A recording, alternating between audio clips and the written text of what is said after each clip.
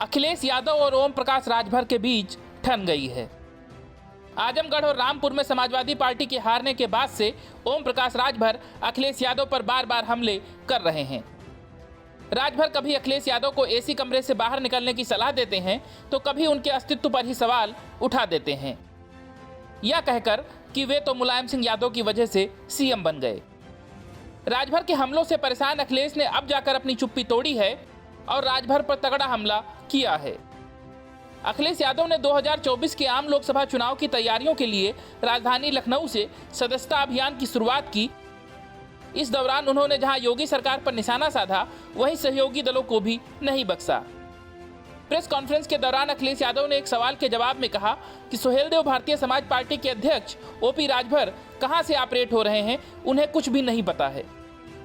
अखिलेश यादव ने कहा कि कभी कभी जो दिखता है वो होता नहीं है।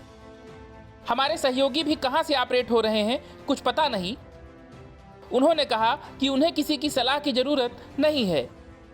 इतना ही नहीं, मायावती के साथ पिछले लोकसभा चुनाव लड़ने पर भी अखिलेश यादव ने अपनी प्रतिक्रिया दी। उन्होंने अप्रत्यक्ष रूप से बसपा को बीजेपी की बी टीम बताते हुए कहा कि अब तो राष्ट्रपति का चुनाव भी खत्म हो गया। दरअसल उन्होंने राष्ट्रपति चुनाव में एनडीए के प्रत्याशी द्रौपदी मुर्मू को बसपा के समर्थन पर निशाना साधा था। ओम प्रकाश राजभर ने उपचुनाव में हार के बाद अखिलेश यादव पर निशाना साधा था।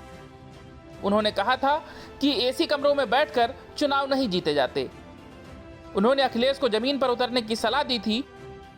इसके बाद बलिया के रसड़ा में राजभर ने कहा था कि अखिलेश यादव अपने पिता और सपा संरक्षक मुलायम सिंह यादव की वजह से ही मुख्यमंत्री बने थे। इन बयानों के बाद अखिलेश की यह पहली प्रतिक्रिया थी। Bureau report, news of India.